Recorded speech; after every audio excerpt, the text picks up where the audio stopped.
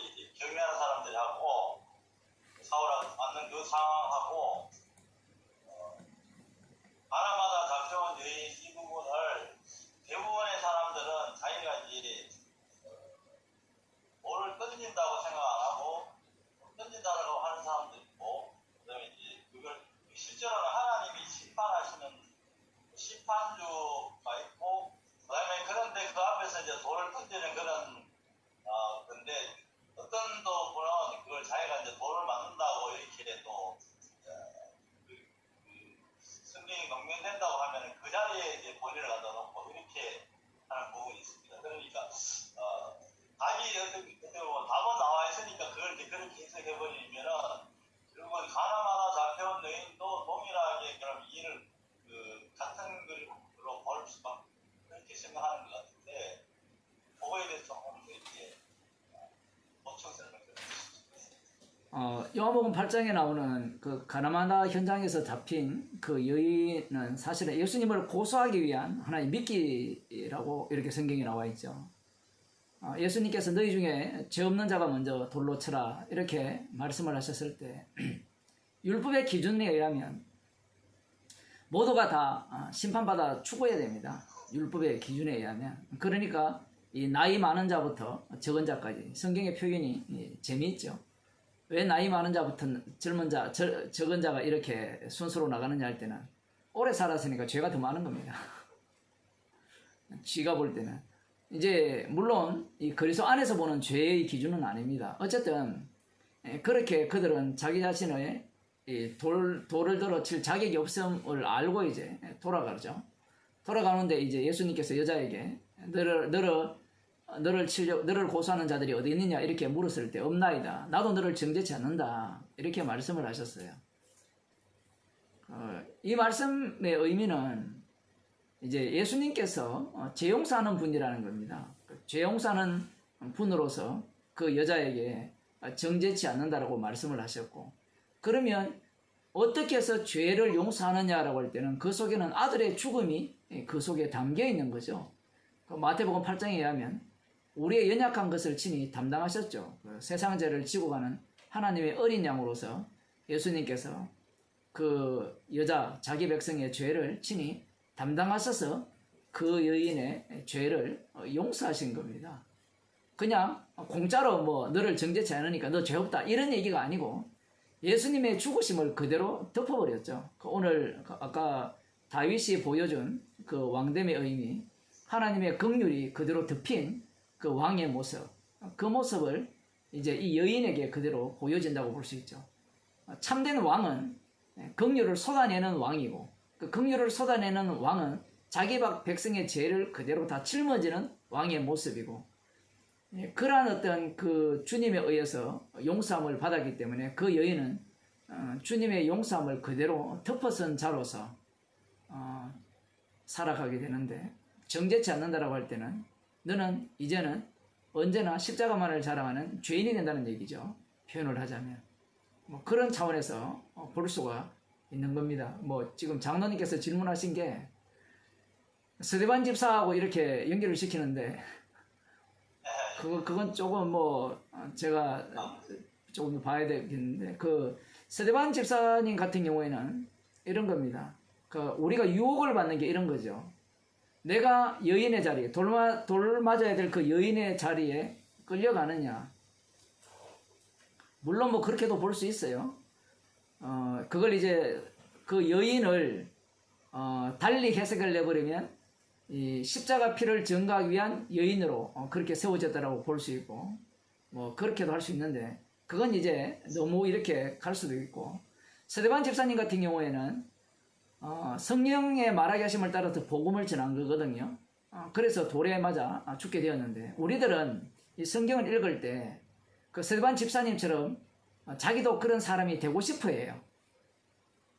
그래서 만일에 내가 복음을 전하는데 누가 핍박한다 하면 나는 스데반 집사님처럼 핍박받는다 이런 소리를 하고 싶어 해요.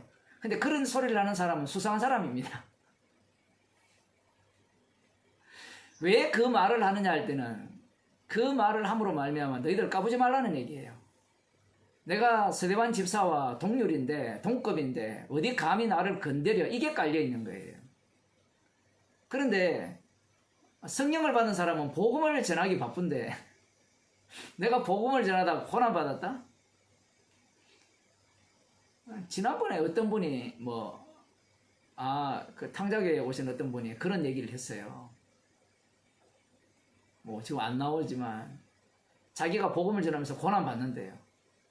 무슨 복음을 전했는지 얘기는 안 하는데 그 뭐가 고난인지 이제 그런 말을 할 때 고난받는다 이런 얘기가 나와야 될 문제가 아니라 복음이 나와야 되거든요. 십자가를 자랑하는 모습이 나와야 되는데 그런 말을 함으로 말미암아 나 복음 전하는 자 맞지? 나 구원받은 자 맞지? 나 건드리지 마. 이제 이런 어떤 것들이 깔려 있어요. 그 무검 처리가 되어 있는 겁니다. 고난 받는다 할 때 자기가 복음을 전했으니까 고난 받는다 이런 소리를 하는 사람들을 보게 되면 참 뭐라고 표현해야 될까요? 복음을 아는 자라고 볼 수 없죠. 그렇지 않나요? 사도 바울이 복음과 함께 고난을 받아라 했잖아요. 나 복음 전하는데 고난 많이 받아. 이런 식으로 내세우면서 나 고난 받으니까 나한테 까불지 마. 이런 식으로 나오지는 않았거든요. 그런데 대부분이 복음을 전하면은 핍박을 받는다 그랬잖아요. 예. 이게 그 말씀도 있으니까 그 핍박받는 많은 이렇게 하는 핍박을 받으면은 내가 복음을 전하는 걸로 그걸로 자기를 하이하려고 하고 자기가 복음을 전했다라고 자기 증명하는 그런 꼴이 그런 얘기 많이 들어요. 그런 사람도 네. 복음을 전하면 반드시 핍박을 받는다. 이런 얘기를 하는데 아주 묘하게 말이 진짜가요. 저도 복음을 전하면 핍박을 받는다는 얘기를 자주 하고요. 그것은 이제 핍박을 받는 것 자체가 그 복음 안에 포함되어 있기 때문에 그러한 것이고요. 이미 복음 속에 들어온 자는 이미 그리스도와 함께 핍박받는 자리로 이미 들어와 있고요. 자칫 잘못하면 그 핍박받는 것을 이렇게 점검으로 삼아서 나 복음 전하는 자야 라는 얘기가 될 가능성이 상당히 높죠. 사실은 그들은 행위주의자입니다. 자기의 행위를 통해서 자기가 복음 전한다는 것을 내세우고 싶은 그런 자들이 많죠. 진짜 복음 때문에 고난받는 자들은 복음 때문에 고난받았다 말 안 해요. 복음이 고맙고 감사한데 이 고난받았다 얘기를 왜 할까요?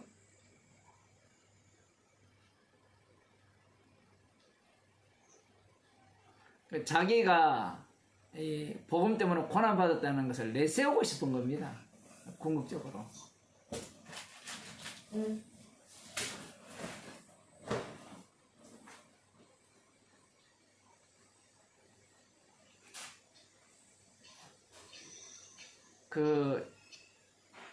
이런 게 있죠.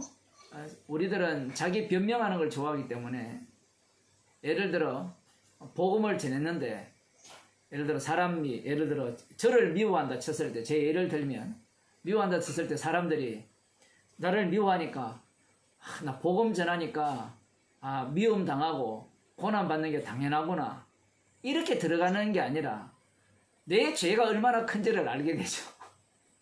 거꾸로 이런 것들이 그 복음을 이용하는 자와의 차이점이라 볼 수 있습니다. 우리들도 그러고 싶잖아요. 성경에 이 사도 바울처럼 고난을 받아서 고난 받는 자의 대열에 합류하고 싶고, 그래서 자신이 복음과 함께 고난을 받는 자로 이렇게 내세우고 싶어 하잖아요. 성경 자체가 상당히 유혹거리죠. 근데 그런 식이 되면 결국은 이 복음과 함께 고난받는 것 자체가 자기의 이름을 위한, 자기 영광을 위한 것이 되어버립니다. 그 자체가. 그렇게 나가면 이제 나는 내 신앙을 버릴 수 없어. 나 복음과 함께 고난을 받겠어. 이런 식으로 나오겠죠, 나중에. 그걸 마치 훈장처럼 달고 다닐 거 아닙니까? 나 복음 때문에 고난 받았어. 너희들 받아봤어? 꼭 비교를 하죠. 복음 때문에 그 핍박받는다는 게 이게 복음을 전하다 보면은 남이 나를 핍박하는 거 그거는 뭐 이유가 별로 안 될 거고요.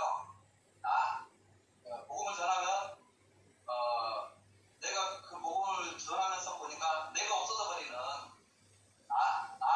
내가 그 복음으로 인해서 내 자신이 핍박받는 그 모습이 아닌가 이런 생각도 들더라고요. 그런 표현보다는요, 복음을 전하게 되면 이 핍박을 받을 때 핍박을 받은가 동시에 복음 전하는 자기 자신이 예수님을 핍박하는 핍박자로 드러나죠, 사실은. 그게 참 놀라운 일이거든요. 복음을 전할 때는 내가 진짜 주를 위한 것 같은데 남이 나를 핍박해버리면 나 잘났다가 나와버리고 자기 변명이 나와버리고 여기에서 자기가 자신이 십자가의 원수로 드러나면서 십자가를 자랑하는 자로 드러나야 되는데 그렇지 않는 경우가 많죠. 그 이유는 이제 복음을 배워서 그래요. 우리는 복음을 전했으니까 나는 괜찮은 사람이야. 나는 정말 주님 편에 선 사람이야. 이런 의식을 갖는 경우가 대부분인데 사실은 이것이 악마적인 사고방식입니다. 방금 집사님이 말씀하신 그것은 이제 내가 부인된다라는 것은 말씀은 맞는데 복음 앞에 복음 자체가 나를 부인하게 하는 것은 분명한데 이제 그 복음이 밖으로 외부로 나갔을 때 핍박이 올 경우에는 내 부인되던 것이 내 긍정으로 바꿔버려서 바꿔치기 당해가지고 오히려 내가 주님의 원수가 되어버리는, 내가 복음을 전했는데 그 복음을 내가 듣게 돼 있어요. 거꾸로 내가 듣게 돼 있다고요. 내가 그 복음을 듣게 돼 있다고. 성경 자체를 보게 되면 다 그렇게 구성되어 있습니다.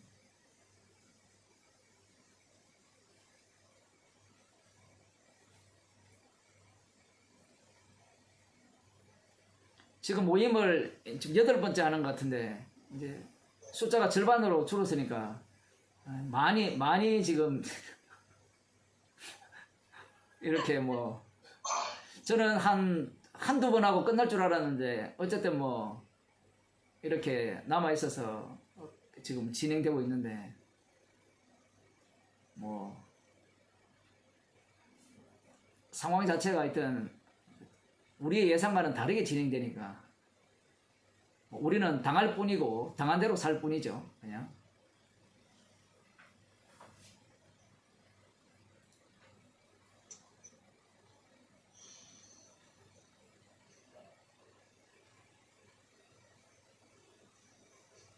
하나님이 임마누엘 이 부분에 대해서 제가 뭐 좀 언급하겠지만 하나님이 우리와 함께 하신다라고 할 때 예수님이 이 이스라엘 가운데 들어오셨잖아요. 들어오시니까 어떤 일이 발생합니까? 예수님이 심판하러 오셨거든요. 심판하러 오셔서 삭설해버립니다. 모두 다 이 불심판 속으로 집어넣어버리죠. 그 심판 속에서 예수님이 하나님의 저주, 하나님의 심판을 받으시면서 그 심판에 함께 합류당한 자들을 구원해내죠. 그게 하나님이 우리와 함께 하신다는 의미거든요. 그 흔히 교회에서 하나님이 우리와 함께 하신다라고 했을 때는 내가 망했다, 화로다 망하게 되었다, 이런 표현이 아니라 하나님이 우리와 함께 하시니까 이제 우리는 살았네, 이런 생각을 많이 갖습니다. 실제로 아하스 왕이 갖고 있던 그 사고방식이 그러한 사고방식이고 이스라엘 백성들이 여호와의 왕대심을 버리고 열방과 같이 왕을 구하는 그 사고방식도 이 속에 포함되는 거죠. 많은 사람들이 하나님이 우리와 함께 하신다고 할 때는 나는 끝났구나. 나는 잠깐 보이다가 없어지는 안개구나. 이런 어떤 말씀으로 다가가야 되는데 오히려 하나님이 우리와 함께 하시니까 이제 더욱더 자신이 견고하게 서는 그러한 어떤 생각을 갖게 되죠. 복음을 안다는 것도 마찬가지입니다. 복음을 안다고 했을 때 우리는 그야말로 아까 말씀 시작하기 전에 우리 김희준 집사님께 그런 말씀 드렸습니다만은 우리가 안개 같은 인생이잖아요. 안개 같은 인생은 뭐 견고하게 선다는 자체가 없어요.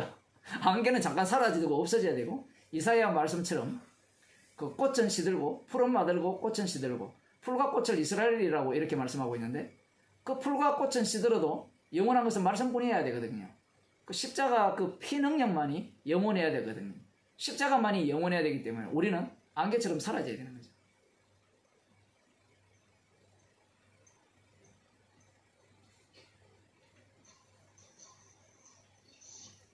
제가 이런 질문을 뭐 하는데 제가 참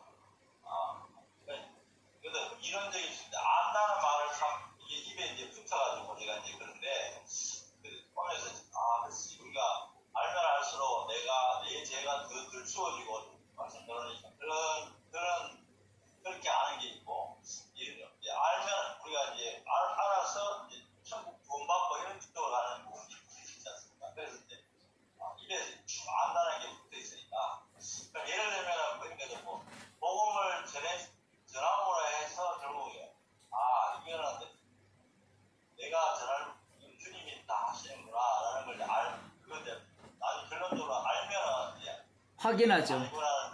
예. 그렇게 가는 거는 참 끝까지 간다 이러면 이제 내가 복음을 끝까지 가는데 그래서 결국은 그러니까 내가 하는 일이 아니구나 주님이 다 하시는구나 그 부분을 이제 알면은 예전 같으면 그런 생각 안 했는데 이게 그런 부분하고 같은 맥락으로 제가 말씀드리는 그러면은 이게 전형적인 우리가 내가 알아먹었어 이런 말이 막 튀어나오거든요. 그래서 이게 참 힘든 이걸 아니라고 하니까 이게 또 힘든 부분이 있어서 그 성경을 알면 알수록 이 둘로 나눠지는데 한쪽은 안개와 같은 자로 드러나고요. 말씀을 알면 알수록 다른 한쪽은 더욱더 이 고체형 딱딱한 쇳덩어리가 되는 겁니다.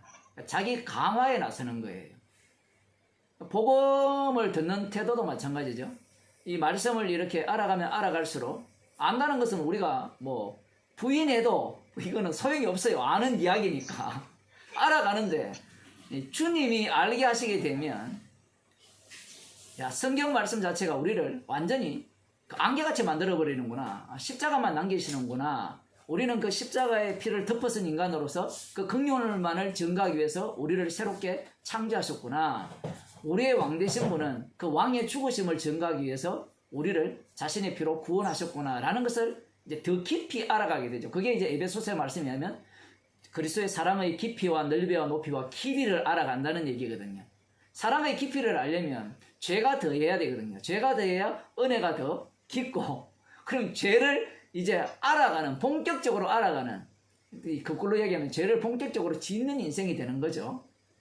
그리스도의 사랑을 알아가는 인생이니까. 그렇게 안다는 개념이 이렇게 들어오는 경우가 있고, 다른 차원으로는 이제 우리가 이제 선악과를 먹는 그 지식 구조 속에서 선악을 아는 지식에서 선을 많이 알면 이제 진리를 제대로 안다라고 생각하니까 제대로 아니까 더욱더 확고하게 선다라고 생각하죠.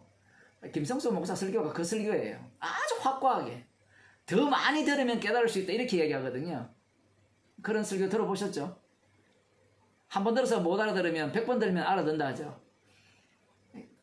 그게 얼마나 악마적입니까? 예수님 말씀을 100번 듣는다고 알아들어요.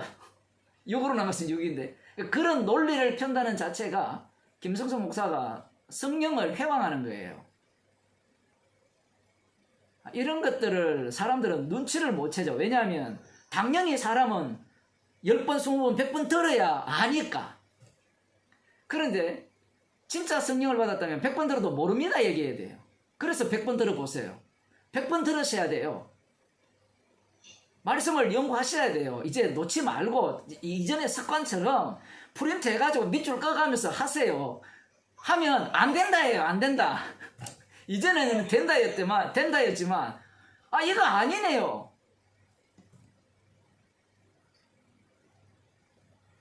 이러한 어떤 것이 이제 갈라지는 지점이죠.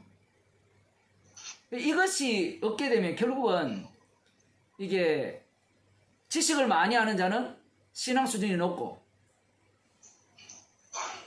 어디서 많이 듣던 얘기 아닙니까? 여러분 동네나 뭐 우리 동네나 똑같은 인간들인데 막 김성수 목사 설교 몇 번 들어봤어?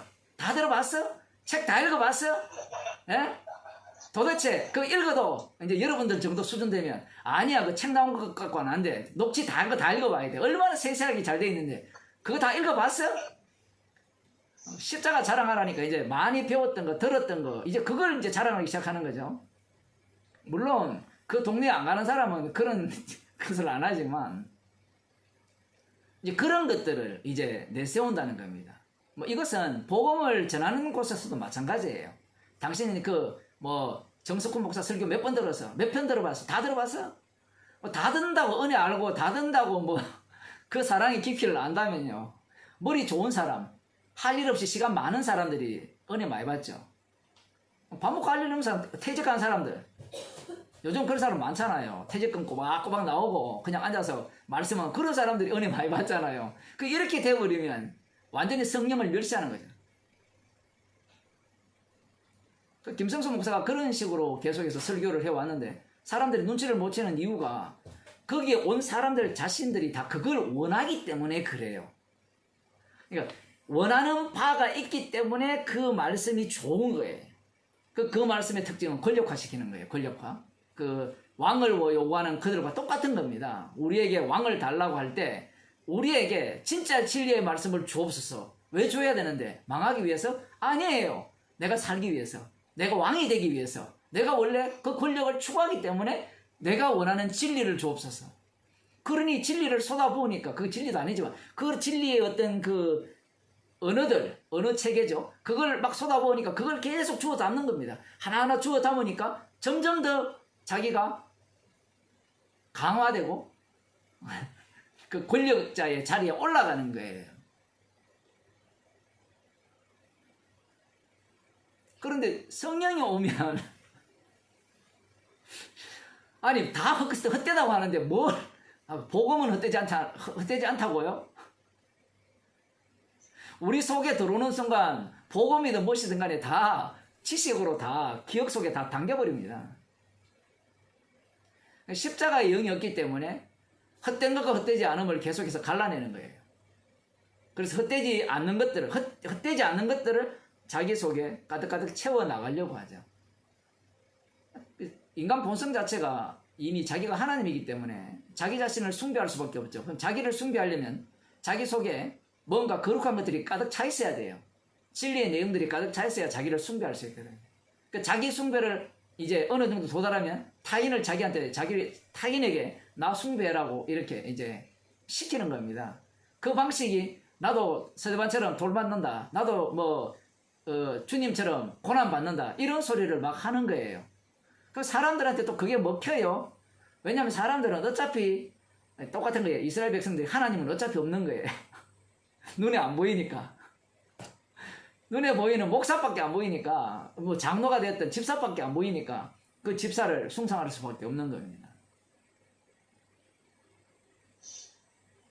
제가 사실은 언약 율법이라는 게 옛날에 사랑이라는 건 전부 이론으로 제가 그걸 알고 있다는 게 느끼는 게 목사님이 얼마 전에 율법이 오면 내 죄를 들춰내니까 그게 대해서 이제 그게 사랑이 되는 거죠. 왜냐하면 심판 들어오시기 때문에. 그래서 이게 율법이 사랑이라는 말은 왜 사랑인지 말은 이론적으로는 사랑한다고 율법은 사랑이지 이렇게 했는데 실제로 모르고 있었더라고요. 그래서 가만히 보니까 진짜 이 율법이 우리의 죄를 낱낱이 결쳐내기 위해서 같이 율법과 같이 만날 양식을 줄 때 같이 준다는 말이 그래서 진짜 이 율법이 사랑이구나라는 게 진짜 제가 이렇게 느낌이 왔습니다. 그래서 이게 제가 잘 쉽게 느낌을 받았는지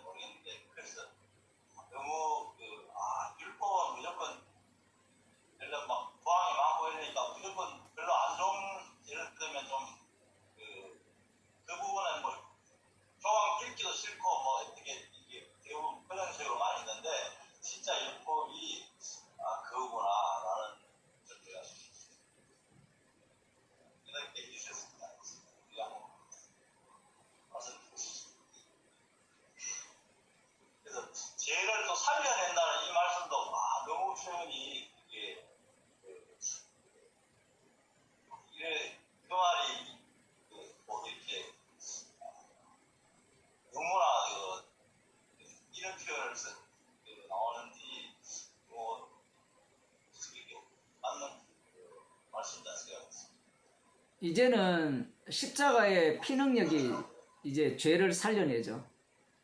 예, 맞습니다. 그 표현이 맞습니다.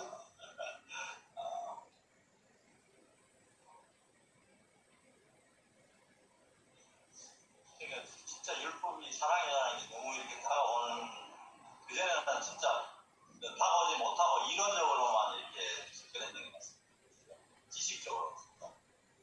남들이 다 율법은 사랑이다 이렇게 하니까 율법은 사랑이다 이렇게 되는 거지, 확 다가오지는 못했던 것 같습니다. 율법 자체가 요약하면 하나님 사랑, 이웃 사랑인데, 그 율법 앞에서는 모두가 다 저주받은 자가 되죠. 그 율법의 완성자가 예수님이신데, 어떻게 완성하시냐라고 할 때는 십자가에 달려 못 박혀 죽으심으로 완성을 합니다. 그 십자가에 달려 죽으심으로 하나님 사랑을 보이시고, 그리고 이웃 사랑이 그 속에서 이렇게 그대로 드러나는 겁니다. 그래서 성도는 십자가를 자랑하는 것 자체가 하나님 사랑, 이웃 사랑의 그 실현태라고 보면 돼요.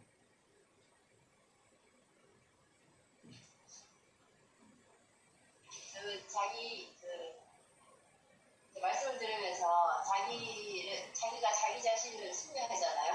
예. 자기는 그게 이제 자기 자신을 숙명하기 위해서는 저희는 이제 항상 긍정적으로 이렇게 선한 행각 행한다든가 아니면 말씀대로 복음을 전한다라든가 이런 식으로 해가지고 이렇게 나를 쌓으려고 하는 그런 측면만 이렇게 생각하고 있었는데, 복음을 이렇게 전하면서 내가 핍박을 받는다든가 고난을 받는다든가 이걸로도 자기를 얼마든지 묵상화시키고 그걸 훈장처럼 자기한테 붙이고 그런 거 있구나 그런 생각을 많이 했어요. 그게 이제 아까 그 신윤식 목사 이제 이런 사람들을 언급을 했잖아요. 그 사도 바울이, 제가 지난주 설교 시간인가 오후 공부 시간에 그런 표현을 했는데, 사도 바울이 자신을 죄인 중에 개수라 이렇게 표현하는 이유가 복음을 가장 가리우는 자가 누구냐 할 때는 복음 전하는 당사자예요. 복음을 전하는 자는 복음 앞에 복음에 자기가 사로잡혀야 되거든요. 사로잡히지 아니하면 복음 전하는 자신을 내세우게 되어 있어요. 자기가 살고자 하는 거죠. 달리 표현하면. 이 주께서 긍휼을 베푸신 자들의 특징이 무엇인가 하면 사도 바울이나 스데반 집사님의 설교를 보게 되면 자신이 성령을 따라 복음을 전했잖아요. 전하니까 그 복음 속에 자기가 휘말려 버립니다. 그런데 이 성령 받지 못한 자들은 지가 복음을 전했다고 하는데 그 말씀에 지는 휘말리지 않고 전하면서 자기는 바깥에서 구경하고 있어요. 관람을 하는 거죠. 주님의 죽으심에 참여하지 않는 겁니다. 표현을 하자면.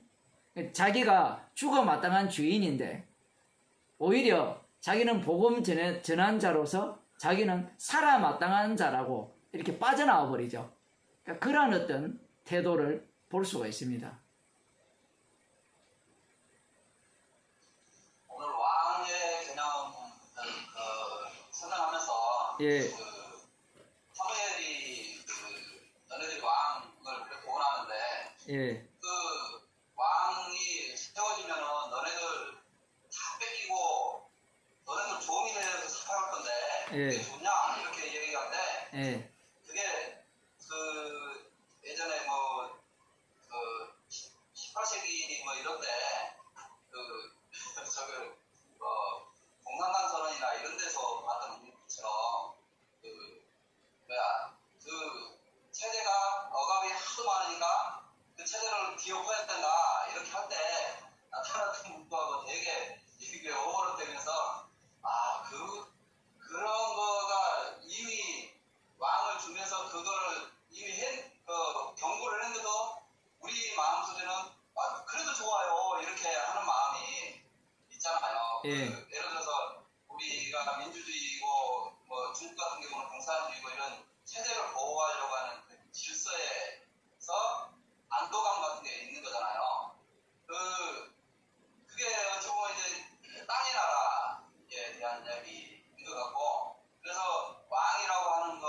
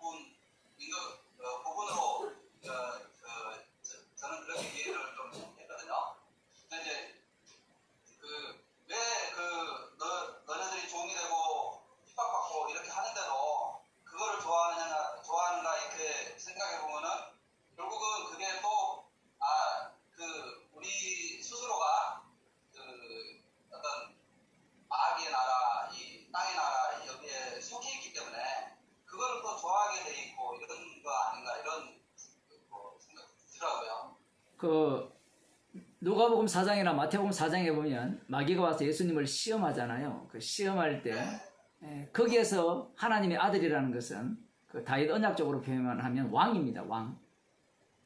네가 왕이냐? 이스라엘의 왕이냐? 우리 마태복음 4장 할 때도 그렇게 또 얘기하겠지만 왕이면 왕다운 게 뭐냐라고 할 때는 적어도 이 먹을 것이 없을 때는 돌로 떡덩이를 만들 수 있어야 된다는 게 왕다움이에요. 국민소득이 예를 들어 뭐 우리가 지금 2만 불 됐습니까? 한국이 2만 불을 4만 불로 만들 수 있어야 왕답다라는 겁니다. 표현을 하자면. 그래서 4만 불 만들지 못하고 코로나 4차 유행을 막지 못하면 왕이 아니라는 겁니다. 그러면 대통령 바꾸자라는 거죠. 표현을 하자면 그런 거예요. 말씀으로 산다라는 것은 의미가 없는 거예요. 아니 그 왕이라면 말씀으로 살게 해야 됩니까? 돈으로 살게 해야 됩니까? 음식으로 살게 해야 될 거 아니에요. 그 다음 또 한 가지는 이제 그 높은 곳에서 뛰어내려라. 하나님께서 너를 보호하실 거다. 왕이라면 이 정도의 그 종교적 능력을 소유해야 된다는 겁니다. 신적 능력뿐만 아니라 이 종교적 능력, 뛰어내리더라도 다치지 않는 그 말씀대로 이룰 수 있는 그러한 능력을 보여라는 거죠. 사실은 이거 이스라엘 백성들이 구약을 이렇게 되돌아보면서 메시아를 기다리고 있었잖아요. 그러면 메시아라면 구약 말씀에 예언한 대로 해라는 얘기거든요. 예언한 대로 당신이 행해야 된다는 거예요. 지금 예언한 대로 행한다는 것은 말씀대로 해라는 얘기인데 이 말씀을 이들은 육적으로 읽어내잖아요. 구약을, 선지자의 예언들을. 근데 예수님이 뭐라고 하십니까? 하나님을 시험하지 말라 하죠. 우리가 볼 때는 예수님이 피하기 위해서 마치 말꼬리를 돌리는 듯한 그러한 느낌을 갖게 되는데 그 말씀을 주신 것은 시험하지 말라는 말씀으로 주셨다. 이렇게 해석을 해버립니다. 이 마귀가 갖고 있는 사고와 전혀 다르죠. 인간들이 갖고 있는 사고와. 또 한 가지는 네가 왕이라면 세상 권세와 영광을 가져야 된다. 사실은 이게 사실 첫 번째로 와야 되는데 세상 권세와 영광을 갖지 못한다면 왕이 아니라는 거죠. 지금 마태복음은 흔히 왕, 그 이스라엘의 왕, 유대인의 왕에 대한 그 글이라 뭐 이렇게 사람들이 흔히 이야기를 하잖아요. 말은 그렇게 해놓고 이 왕을 어떤 식으로 인식하느냐 할 때는 마귀가 요청하는 왕을 원하고 있죠. 권세와 영광을 가진 왕, 그러한 어떤 그 왕을 고대하고 있는 겁니다. 그것이 왜 그러냐 할 때는 구약의 그 다윗 왕국을 통하여서 그리고 다윗의 아들인 솔로몬을 통하여서 보여준 그 왕국의 모델이 있기 때문에 그래요. 적어도 그 정도의 나라를 만들 줄 알아야 왕답다라는 겁니다. 놀랍게도 예수님께서는 그 돌로 떡덩이도 만드셨고 무리로도 걸으셨어요.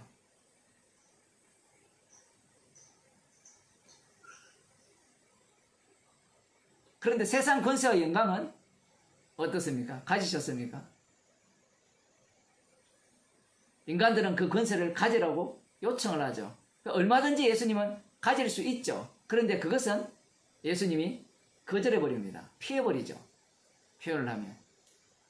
그러니까 인간들이 갖고 있는 이 꿈이 있죠. 꿈. 집사님이 방금 말씀하셨는데 인간 속에는 이미 바라는 게 있어요. 그 바라는 것이 이 이스라엘 백성은 외부를 통해서도 드러났지만 사실은 자신들을 인도하시는 여호와 하나님을 통해서도 왕다움을 머릿속에 그리고 있었던 거예요. 그런데 아까도 뭐 그런 말씀을 드렸습니다만은 그 왕다움이라는 것이 왕 마음대로 하는 왕다움이 아니라 우리가 원하는 대로 하는 왕다움이죠. 앞서서 아까 뭐 여러 가지 정치 체제를 말씀하셨는데 인간들 자체가 얼마든지 자기의 안정을 위해서 그러한 것들을 받아들일 태세가 갖추어져 있고 더 궁극적으로는 자기가 그러한 어떤 그 체제 속에 우두머리가 되고 싶은 마음이 있기 때문에 그래요. 그렇지 아니하면 스스로 거기에 굴복하지 않습니다. 인간이 원래 품고 있는 마음이기 때문에 그래요.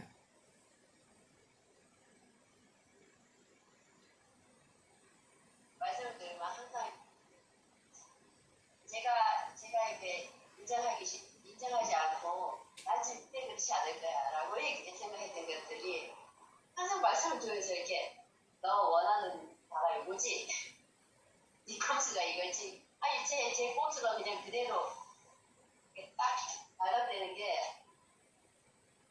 그래서 진짜 말씀 듣기가 진짜 그때는 막 괴로워요. 그 책망이 없다면 뭐 하나님의 자녀라 볼 수 없어요. 거꾸로. 왜냐하면 우리는 나의 증인이 아니라 십자가의 피의 증인이기 때문에 항상 말씀이라는 것은 우리를 찔러 쪼개기 때문에 찔러 쪼개을 당하면 십자가 앞에 서게 되는데 찔러 쪼개을 당하지 않고 자신이 성경을 해부해서 해부도 그리듯이 다 그려서 자신이 알아가게 된다면 책망이라는 자체가 사라져버리고 그 자리에는 아까 장로님 말씀하신 대로 알미라는 것이 자리를 차지하게 되죠. 그러면 자기 자신이 신격화되는 겁니다. 그러니 그 말씀을 많이 아는 자 앞에서는 모두 다 수구리라고 하죠. 엎드리라고. 까불지 말라고 이렇게 나오는 겁니다. 요즘 그 교회에서 아니 일반적으로 이제 교회 모임이나 이런 사상 모임 같은데 보면은 뭐가 있냐면 국가와 민족을 위해서 기도하자 이렇게 그런 거에서부터 시작을 많이 하거든요. 그리고 그러니까 기독교 모임 뭐 이런 모임들 있잖아요. 그런 거 보면은 그 국가와 민족을 위해서 기도하자 이렇게 하는데 요즘은 이제 선거철이라서 그런지 모르지만 하나님께서 나를 불렀다 이런 식으로 하는 사람이 나타나더라고요. 그러니까 하나님의 음성으로 내가 대통령 선거에 출마한다 이런 식으로 이렇게 나오고 그런 거 보고서 이게 오늘 말씀이 이 땅의 왕에 대한 부분과 그 하늘의 왕에 대한 부분 그 부분을 좀 대변해 주는 그 말씀인 것 같고 그래서 그 오늘 우연히 그 어떤 뉴스를 접하게 되는가 하면 그 대통령 후보자들의 종교 이렇게 뚝 뜨더라고요. 이재명 개신교, 이낙연 개신교 장로의 뭔가 그렇고 정세균 개신교 장로의 예장인가? 통합인가? 아무튼 뭐 이렇게 쭉 나오는데 재밌죠? 그런 거 보면. 그또 최재형? 그 사람도 그 개신교 뭔데 아무튼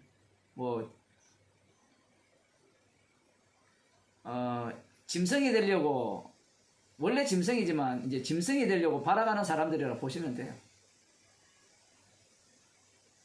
성경 말씀을 안 믿어요.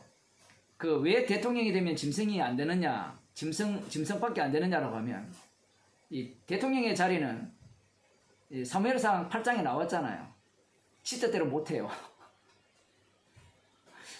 민의를 거스르면 안 됩니다. 민의라는 게 이 악마의 목소리이기 때문에 예수님을 보세요. 예수님은 민의를 거부했죠. 임금 삼으려는 그들의 요청을 거부하잖아요. 그들의 요청의 최종 자리는 짐승의 자리잖아요. 다니엘서에서 예언된 그 느부갓네살 왕과 같은 그 자리인데 그 인간들이 근본적으로 원하는 바가 되고자 하는 바가 느부갓네살과 같은 짐승입니다. 근데 그 짐승의 모습은 절대 권력자의 모습이죠. 하나님보다 더 높은 자리에 올라가서 하나님의 백성들을 핍박하고 죽이려고 하는 자들이잖아요. 그 다니엘서에 보면 불 가운데도 집어넣어버리고 자기 말 안 듣는다고 절하지 않는다고 그렇게 해버리고 사자굴에 집어넣어버리고 그러한 일들을 스스럼 없이 펼쳐내는 자들이 짐승의 모습이죠. 그 요즘 뭐 들어보면 한국 교회에 뭐 많은 목사들이 정치적인 설교를 많이 한다고 들었어요. 그래서 여러분들이 아마 서울에 계시니까 더 이렇게 잘 이렇게 느끼실 겁니다. 뭐 대형 교회들이야 뭐 더 심한 거고. 그 정광훈 목사가 그렇게 뭐 이렇게 큰 소리 치는 이유가 그를 따르는 사람들이 너무 많아요. 그 사람 뭐 설교하면 들으면 다 넘어간대. 제가 들어보니까 하나도 안 넘어갈 건데. 그러니까 교인들이 자기 수준을 전혀 이해를 못하는 거죠. 표현을 하면. 그러니까 들어보면 맞는 말을 하는 것 같으니까. 그 맞는 말이 뭐냐 할 때는 지금까지 교회에서 짐승의 가르침을 받았으니까, 악마의 가르침을 받았으니까 그 말이 다 맞는 것처럼 들리는 겁니다.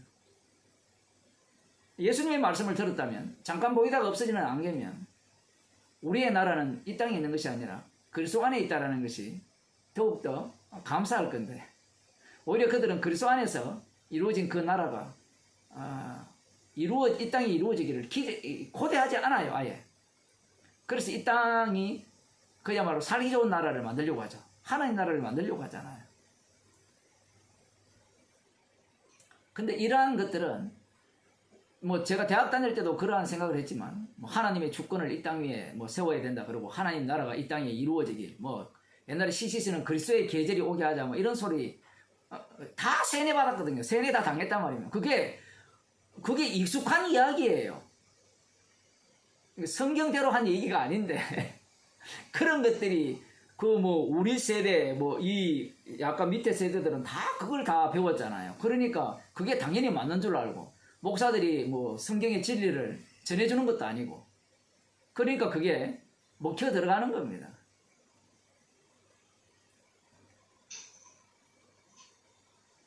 그 이스라엘 그 예수님 당시에 유대인들이 기다리던, 아까 제가 그런 얘기를 말씀을 드렸잖아요. 그 이스라엘 백성들이 기다리던 그 메시아 왕국이 오늘날 교회가 추구하는 그 뭐 예수 믿는 자가 그 대통령이 되어서 정말 저 악한 무리들, 짐승 같은 무리들을 다 싹 썰어버리고, 싹 썰어버리게 하세요. 그러면 딱 히틀러가 나올 겁니다. 그런 사람이 되면 히틀러 같은 사람이 나오기를 고대하는 거죠. 싹쓸이 하려면. 예? 동성연애자들 싹 죽여버리고, 정신병자들 싹 제거해버리고, 절간에 다니는 사람들 다 제거해버리고. 그거 제일 빠른 방법은 쿠데타하는 방법이 제일 빠른데 그 사람들이 그런 생각을 갖고 있는 거예요. 사고방식 자체가. 그런 유대인들의 그 메시아 대망 사상이 그냥 유대인들만의 문제가 아니라 그들은 말씀을 근거로 기다렸잖아요. 이건 샘플이거든요. 그럼 말씀 없는 자들은 뭐냐 할 때는 그들이 똑같다라는 거예요. 그들이 좀 수준 높여서 말씀으로 들어오면 결국은 누구를 기다리냐 하면 이 유대인들이 기다려, 예수님 당시에 남은 자들이 기다리던 그 정치적 메시아를 기다리는 거예요. 아하스 왕 같은 왕을 기다리고 요청하고 있고, 다윗 왕 같은 왕을 요구하는 게 아니에요. 다윗 왕은 우리가 볼 때는 승리자의 모습이지만 실제로 그 언약 속에 들어가 있으면 할례받은 자로서 죽은 자의 모습을 보이거든요. 긍휼을 덮어쓴 사람의 모습이에요. 외형적으로는 승리자의 모습이지만 전혀 그렇지 않다라는 겁니다. 사실은 인간들이 원하는 것은 사울왕이죠. 자기의 왕됨을 놓치지 않으려고 하는 그러한 왕을 인간들이 요구하고 있는 거예요. 자기의 왕자리가 뺏기면 안 되잖아요. 인간들이 자기가 왕이 되고 싶고, 왕이 되었을 때는 결코 나의 왕자리는 놓치면 안 돼. 그걸 계속해서 지속하려고 하는 그러한 마음들이 이 인간들 마음속에 그대로 자리 잡고 있는 겁니다. 그 목사들도 마찬가지죠. 목사들이 그건 뭐 나라에 대한 이야기지만, 국가에 대한 이야기를 했지만 목사들도 마찬가지입니다. 목사들도 복음을 전하면 되는데, 이 복음을 전하면 이럴 수도 있죠. 좀 사람들한테 먹혀 들어갑니까?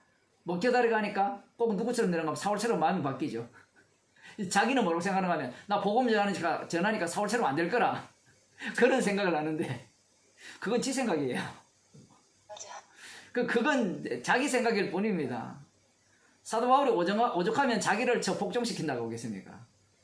자기는 복음 전하는 위에 버림을 받을까 두려워한다는 이런 말들이 뭐 이 태도 자체가 십자가 안에서 살기 때문에 그래요.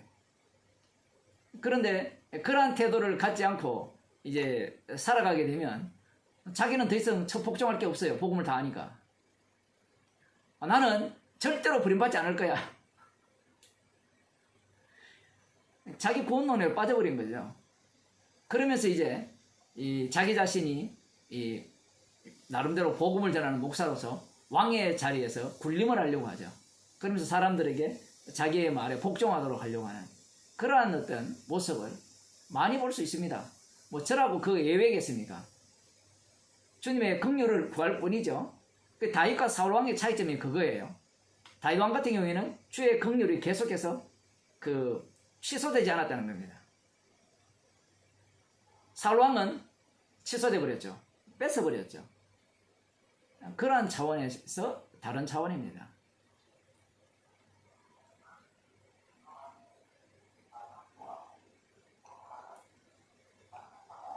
우리 김미준 집사님은 질문 없습니까? 그냥 다음에 할게요. 예, 하고 싶은 말씀 하셔도 되는데 꼭 질문 안 하셔도 되는데.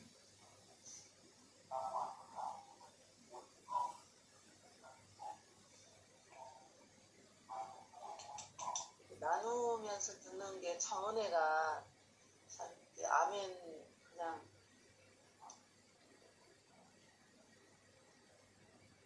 공감이 많이 가요. 그 성도들이 모였을 때 그 돈 이야기 안 하고 뭐 다른 이야기 안 하고 그 말씀 이야기하면 참 유익하거든요. 근데 의외로 사람들이 모이면 복음이 안 나와요. 자기의 그 화려했던 뭐 과거의 무협담이 나오고 내가 어떻게 살았는지 뭐 그런 얘기가 나오는데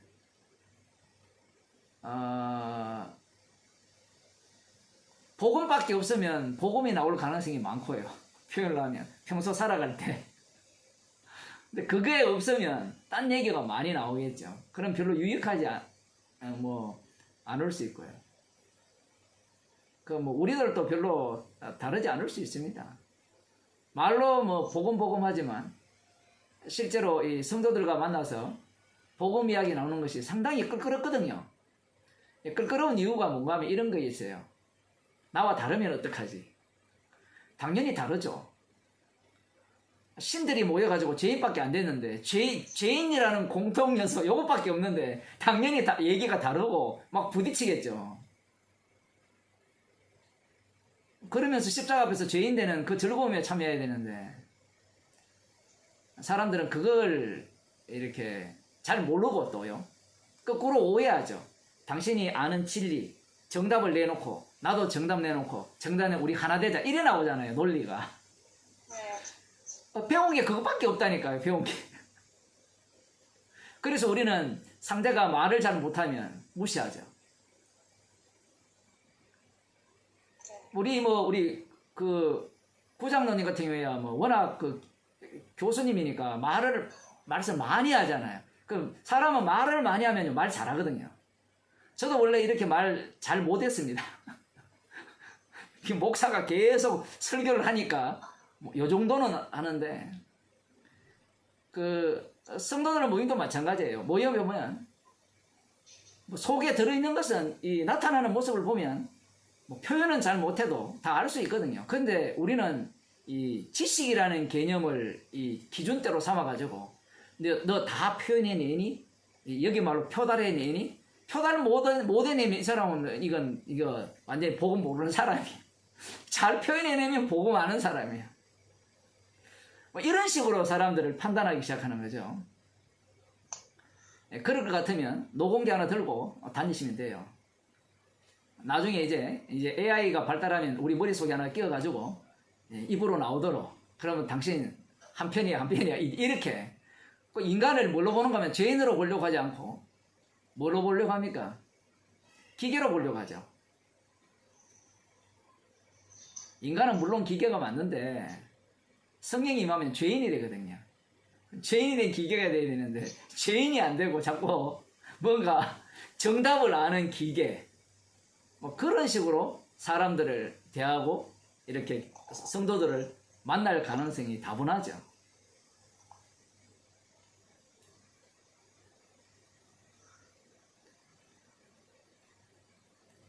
우리가 예 말씀하세요. 예. 이제 아이 키우기예요.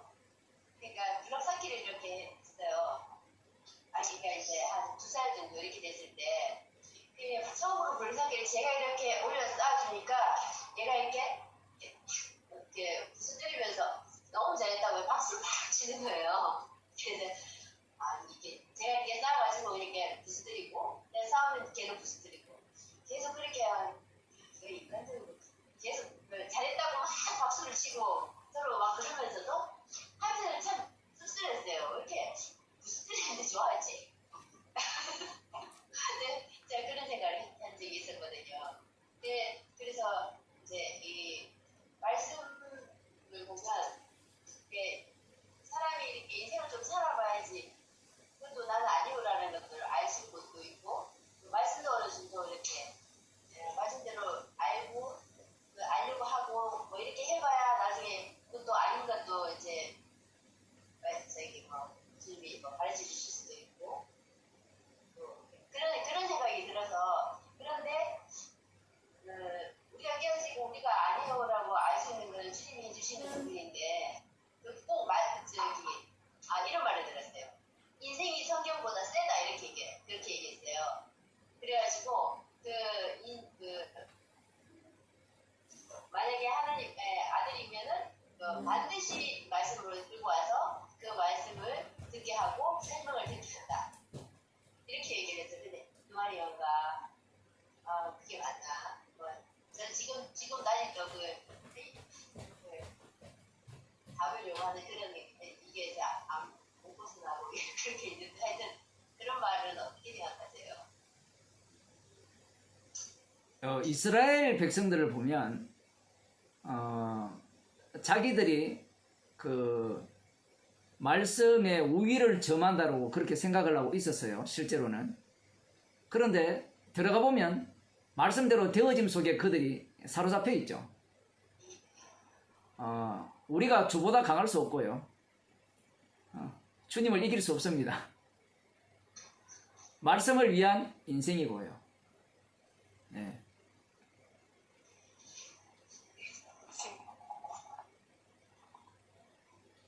뭐 인생이 말씀보다 강하다라는 표현은 뭐 그 상황 속에서 어떻게 말을 했는지는 잘 모르겠지만 뭐 이런 표현일 수도 있죠. 그 정도로 악마적이다라는 표현으로서는 가능한데, 그것이 문자적으로 만일에 그렇게 한다면 그거는 이제 성경을 잘못 이해하는 거죠. 온 세상은 주로 인하고 주로 말미암고 주께로 돌아간다 했는데 그 말씀에 의하면 뭐 인간이 뭐 인생이 뭐 더 강해요. 지 나름대로 강하다고 아무리 이야기해봤자 말씀대로 되어짐 속에서 지옥 갈 때는 지옥 가고 그 긍휼의 그릇은 긍휼의 그릇으로 드러날 뿐이죠. 그 사람들이 이렇게 이 복음이라는 것을 빙자하여서 합리적이고 납득되는 그러한 말들을 속으면 안 돼요. 또 김성수 목사 이야기할 수밖에 없는데, 그 김성수 목사의 설교가 다 이해시키고 납득시키고 믿게 하는 설교거든요. 지금 다시 한번 들어보세요. 여러분 시간 나시면 뭐 시간 아깝겠지만 들어봐야 또 다른 사람에게 복음을 전할 때 또 숨길 수 있으니까. 그런 식의 설교예요. 이해시키고 납득시키고. 이것이 넘어오지 않는 자들은 안 보여요, 이게. 그게 뭐가 설득이고 납득이냐 이래 들어가는데, 빠져나와서 보게 되면 완전히 이성에 의지한 복음 전파라고 볼 수 있습니다. 걸림돌이라는 자체가 하나도 없어요. 그들 나름대로는, 그 나름대로 걸림돌이라고 하는 것은 기존 교회가 뭐 기복이라든가 워낙 말씀에서 벗어났기 때문에 그들에게는 그러한 설교가 걸림돌로 작용하는 것 같은데, 근데 그런 것들은 어디까지나 마음만 먹으면 넘어올 수 있는 거예요. 근데 십자가라는 자체는 마음 먹어서 못 넘어와요. 자기가 넘어왔다고 해도 넘어온 게 아니에요. 그러한 어떤 이 분별이 우리 가운데 있어야 되겠죠, 당연히. 그 분별력이 없다면 참 안타까운 일이죠. 그쪽 세계에 있는 사람들은 이러한 분별력이 없는 거예요. 왜냐하면 아까도 그런 얘기 했잖아요. 다윗 왕이 한쪽으로는 전쟁에서 승리하고 한쪽으로는 쫓겨잖아요. 이 두 가지 요소가 같이 있잖아요. 그러면 사람들은 쫓기는 걸 보겠습니까? 안 그러면 승리하는 걸 보겠습니까? 쫓기는 게 승리하는 거거든요. 그래서 취사 선택을 해버립니다. 인간 눈에는 뭐가 보이는가 하면 승리밖에 안 보여요. 쫓기고 핍박받고 이 미움당하는 이게 안 보여요. 주님의 고난을 미리 보여주는 거잖아요. 그 고난이 승리라는 것을 보여주는 건데 그것은 안 보인단 말입니다. 공통 분모, 아까 제가 그런 얘기 했잖아요. 힘과 힘이 있느냐 없느냐, 이 힘의 공통 분모를 인간들은 볼 뿐이고 공통 분모가 없거든요. 다윗과 골리앗이 공통 분모가 없어요. 근데 사람들 눈에는 공통 분모가 보이는 겁니다. 그 보이니까 이제 그걸 이제 보려고 하고 그걸 붙들려고 하는 거죠. 그래서 설교를 할 때 이러한 어떤 복음의 진리의 내용들을 다 끼워 맞췄잖아요. 맞추면 공통 분모가 똑같으니까 뭐가 다르냐, 똑같지, 같네, 이렇게 나오는 거죠.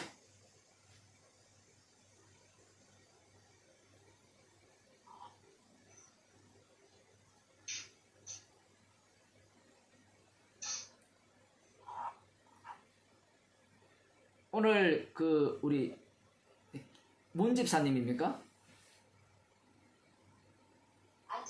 안 집사님, 죄송합니다. 안 집사님이 말씀을 진짜 8째 시간 만에 말씀을 제일 많이 하시네. 김석삼 목사님 안 계시니까 말씀을 많이 하시네.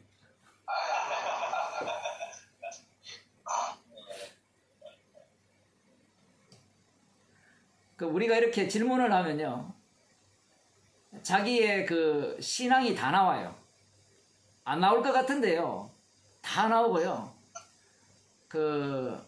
말씀 들었던 것이 제대로 들었는지 안 들었는지도 다 나오고요. 우리 숨길 게 없거든요. 감출 게 있다라는 것은 뭔가 자기를 지금 계속 단돌이 한다는 거거든요. 자기를 계속해서 관리한다는 쪽이고. 어차피 우리는 죄인들이기 때문에 잘 알아들었든 못 알아들었든 내 모습을 끄집어내는 것은 오히려 자기를 무너뜨리기에 유익한 측면이 있습니다. 봉사라는 게 그런 거거든요. 내어놓으면 내어놓을수록 내가 망하는 게 봉사거든요. 성경에 나오는 봉사가 그런 겁니다. 우리는 봉사를 거꾸로 이해하잖아요. 교회 봉사가 내어놓으면 내어놓을수록 내가 더욱더 이렇게 견고해진다, 이렇게 생각을 하는데, 성경에서 봉사는 내어놓으면 내어놓을수록 죄인 중에 개수가 돼요. 자신이 얼마나 악마적인가가 더 노출되죠. 그러니까 봉사 안 하는 사람은 자기가 얼마나 악마적인가를 잘 몰라요. 거꾸로 이야기하면. 사도 바울이 복음을 전하는 자로서 살아가기 때문에 자기가 죄인 중에 개수라는 표현을 스스럼없이 하죠. 진짜 생명의 복음을 전하니까 자기가 그 말씀 속에 함몰돼 버립니다. 죄인 중에 개수로 이렇게 고스란히 드러나는 겁니다.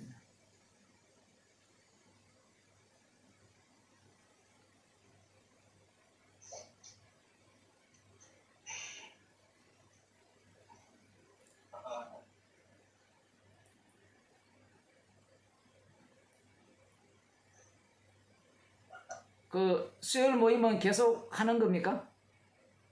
네. 예.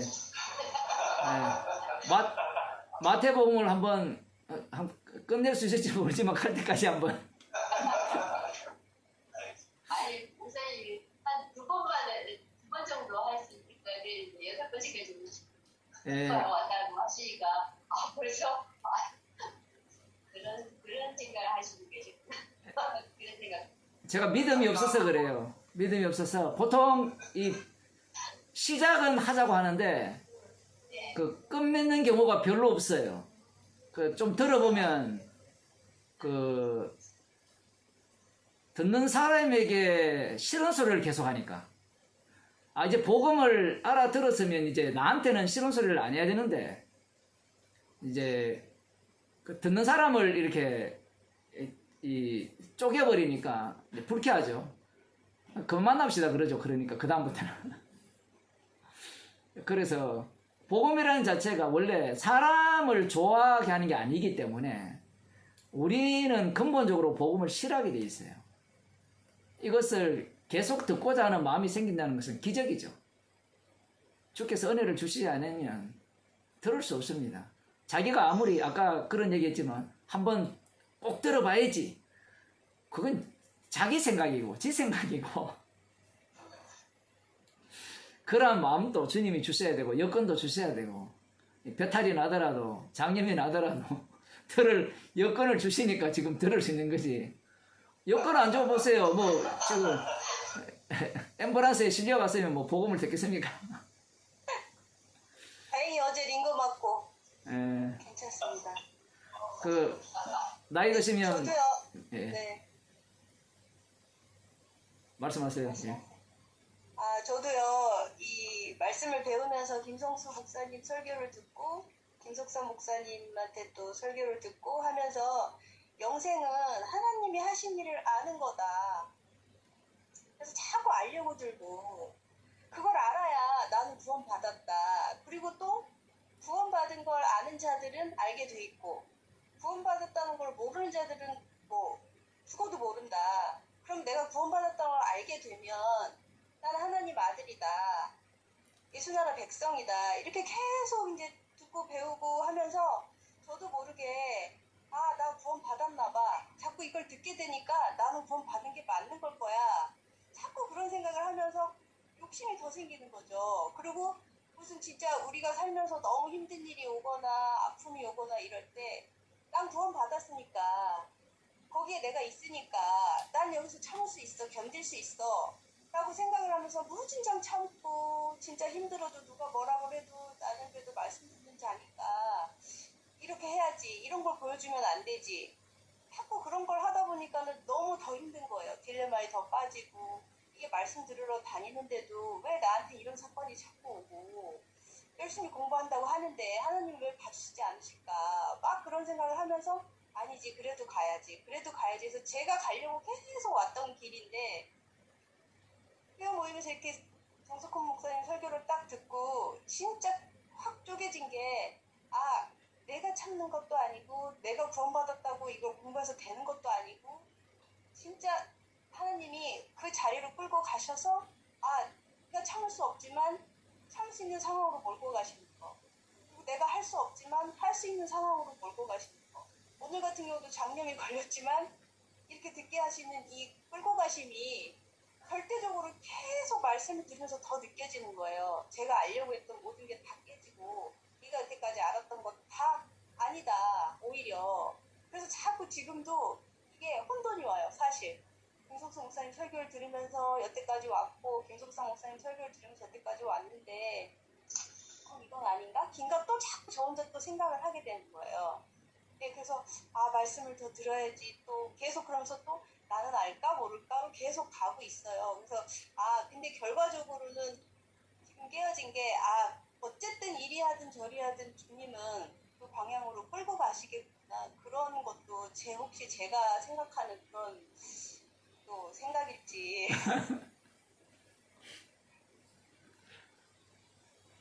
그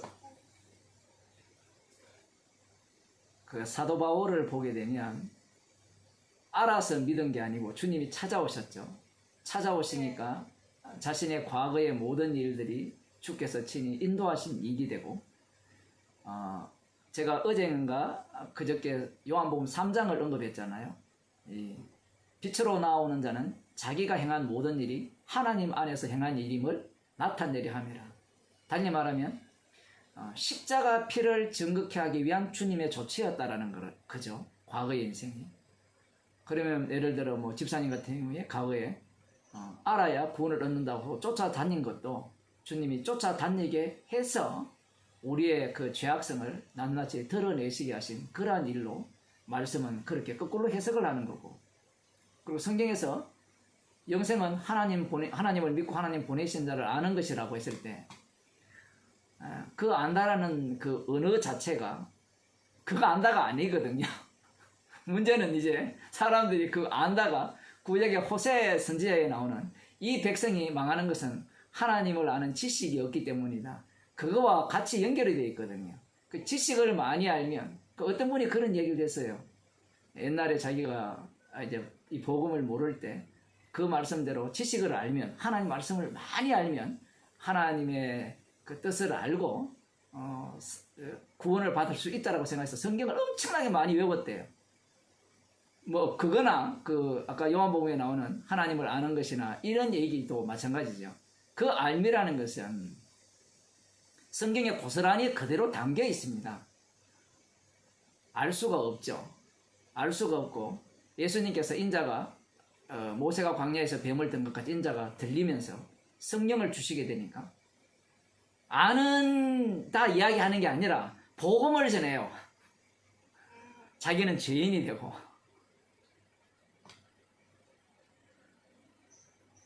아까도 뭐 그런 표현을 했지만 성경 말씀을 알아간다는 자체가 더 죄인이 되는 거고, 죄인이 되는 가운데 이 내부에서 쪼개지죠. 내 자신이 쪼개지면서 십자가 앞에서 죄인이 되면서 이 외부로 나오는 게 복음 전파거든요. 내부에만 머물러 있는 것이 아니라 외부로 주님께서 입술로 드러내게 하시는 그런 과정 속으로 우리를 내모으시죠.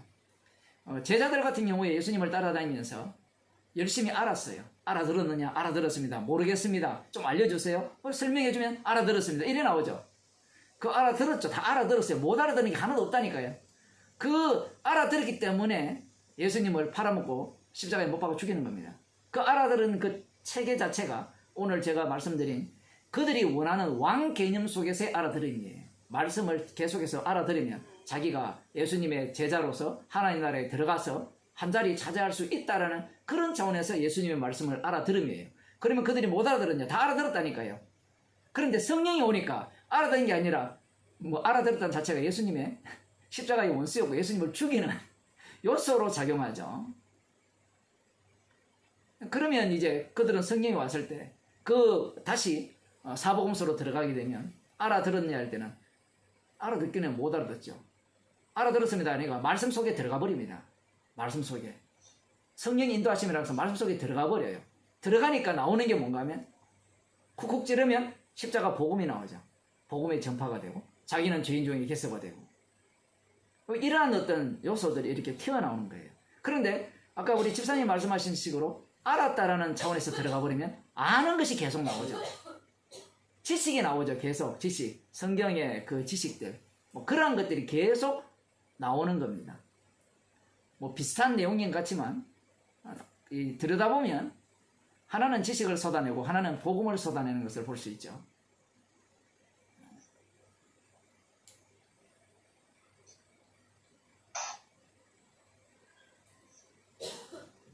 좀 더 이제 얘기를 하면, 그래 목사님 아는 게 필요 없습니까? 또 이래 묻는 사람이 있거든요. 그 아는 게 그것밖에 없어서 그래요. 그러니까 질문 자체가 계속해서 자기 쪽으로 들어가는 것밖에 모르기 때문에 계속해서 내가 뭘 해야 되는지 말해야 되는지 이쪽밖에 못 보거든요. 어제 제가 그 설교를 할 때 원래 원고에는 있었는데 못한 게 있어서 조금 이렇게 말씀을 드리자면, 그 이스라엘 백성들을 하나님께 친히 인도하셨다고 했잖아요. 근데 고린도전서 10장 4절에서는 예수 그리스도께서 그들과 동행하셨다고 하거든요. 동행하신 게 그 모양 그 꼴입니다. 물이 없는 곳, 원망하는 곳. 그래서 제가 그 우리 구 장로님께서 이 녹취를 잘 해놓으셨어요. 힘드시겠지만 조금만 더 그 조사를 조금만 더 이렇게 죄송합니다. 너무 잘하고 계시는데 그 봉사잖아요. 봉사. 우리가 봉사하는 자니까 그 타인이 읽을 때 조금 이렇게 뭐라고 표현해야 되나? 잘 읽을 수 있도록. 물론 뭐 의도가 된 걸로 생각해요. 너무 쉽게 이렇게 잘해버리면 싹 한 번만 읽어가니까 이렇게 좀 벼목점이 있어야 한 번 더 생각하고 이게 뭐지? 이렇게 사실 저도 그렇게 읽었어요. 지금 그대로 하시면 되고요. 거기에 그런 내용이 그대로 나오거든요. 그 설교 내용 중에. 우리가 예수님을 살해하는 자가 되지 아니하면 구원을 못 얻습니다. 오늘날 교인들이 자기가 예수님을 살해한 자가 아니기 때문에 십자가를 자랑하지 않는 거예요. 이런 말들이 아마 기존 교회 이야기하면 이단이네 이렇게 이야기할 겁니다. 우리 원래 이단이에요. 우리 다 이단입니다. 다 지옥 갈 자예요. 인간들은 자기 구원론에 빠져있기 때문에 이런 말들을 못 받아들이죠. 사도 바울이 출애굽기 17장 그 1절에서 7절 말씀을 어떤 식으로 해석하고 있어요? 주님의 동행입니다. 그 동행 자체는 피를 증거하기 위한 동행이에요. 물론 고린도서 10장 4절 후반부에 보면 그들처럼 본받지 말라 이렇게 나오는데 그 말씀을 해석하려면 또 우리가 갖고 있는 기본적인 인식 구조를 다 박살내야 되거든요. 그렇지 않고 그냥 그대로 봐버리기 때문에 다시 구약으로 돌아가 버리는데 주님이 우리와 동행하기 때문에 그 현장 자체가 아까 우리 정 집사님 그런 말씀하셨습니다만 그 자체가 십자가의 피 공로가 이렇게 가장 자랑하기 합당한 자리고요. 사랑이 가장 깊은 자리예요. 우리는 그것을 피하려고 하잖아요. 그것을 지나가려고 하고. 이스라엘 백성들의 문제가 그거잖아요. 하나님이 우리와 함께 같이 계시다면, 이걸 오늘로 표현하면 그리스도께서 우리와 함께 계시다면 왜 하필 쫄딱 망하게 합니까? 왜 하필 우리 자식이 말 안 듣게 합니까? 원래 중고등학생 말 안 들어요. 몽둥이로 패야 말을 들을까 말까지만. 뭐 이제 정기사님이나 뭐 장로님들은 다 컸죠. 뭐 다 자랐으니까 뭐. 그래서 주님께서 인도하시는 그 자리, 지금 항상 아까 일용할 양식도 그런 표현을 했는데 일용할 양식을 주는 자리잖아요. 근데 우리는 자꾸 그 자리가 일용할 양식이 떨어지는 자리라고 생각하지 않고 요 다음에 뭘 주실까? 요 다음에 일용할 양식을 주실까? 이걸 생각한단 말이에요. 그 상황 자체가. 근데 출애굽기 17장에 보면 주님이 그들과 함께 하시기 때문에 그곳으로 인도하신 겁니다. 그러면 그곳에서 우리는 감사해야 됩니까? 원망하라고 인도했으니까 원망해야 되죠. 참 어려워요. 어떤 때는 원망하지 말라 해놓고 어떤 때는 원망하라 해놓고 어느 장단에 춤을 춰야 됩니까? 우리는 십자가의 정인입니다. 우리는 정답을 찾아내려고 하죠. 그러니까 성경을 자꾸 오해하는 거예요. 성경 말씀은 우리에게 휘둘리지 않아요.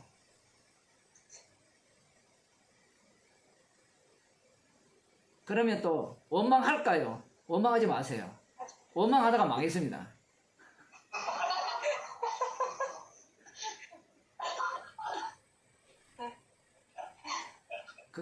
자기가 신이기 때문에 이 인간 자체가 과학도 마찬가지고 철학도 마찬가지고 하나의 원리를 끄집어내려고 하거든요.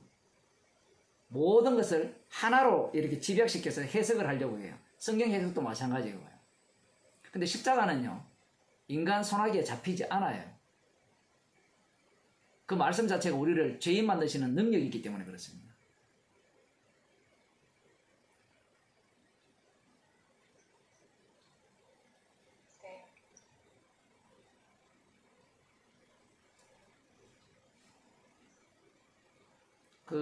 전도서에서 솔로몬이 헛되고 헛되니 모든 것이 헛되다 이렇게 고백을 했듯이 그 헛됨 속에는 뭐까지 들어가느냐 할 때는 내가 복음을 아는 것까지도 들어갑니다.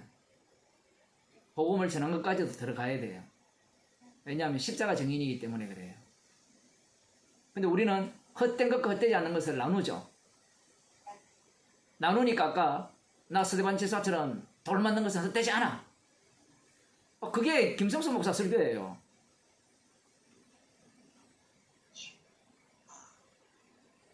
그러니까 너희들은 까불지 마라 이래 되거든요. 내 말 들으라 이래 나온단 말이에요. 십자가가 헛되지 않는 겁니다. 십자가만이.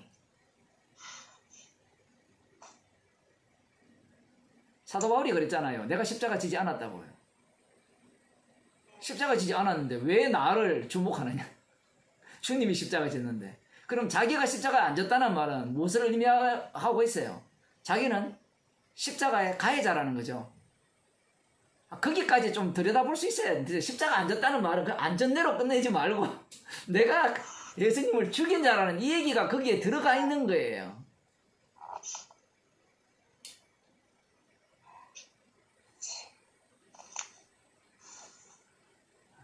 이렇게 많은 말씀을 드려가지고 다음에는 무슨 말씀을 전하죠?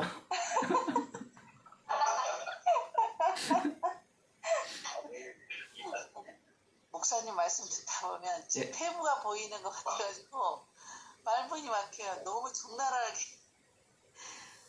아 정말. 십자가가 밝히 보이면 정말 감사한 일입니다. 우리가 노출당해야 되죠. 샅샅이 이렇게 찢겨져야 됩니다. 그만 알고 이제 속이 막 뭐랄까 더 난도질 당하는 것처럼요. 진짜 창피해요. 참으로 희한하게도 지금 여기 모인 분들이 다 김성선 목사 우리 장로님 빼고는 다 팬들이라 가지고 어쨌든 공통 분모가 있네요.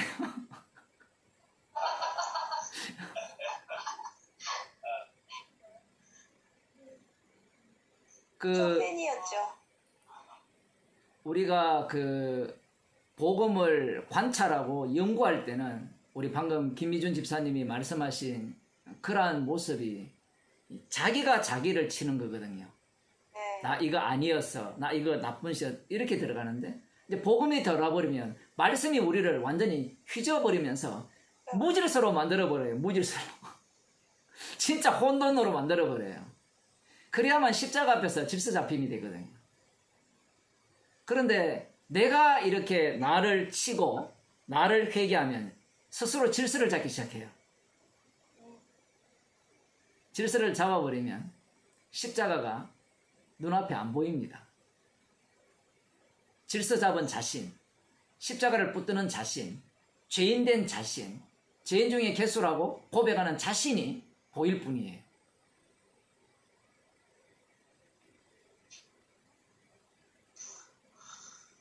어지러워요.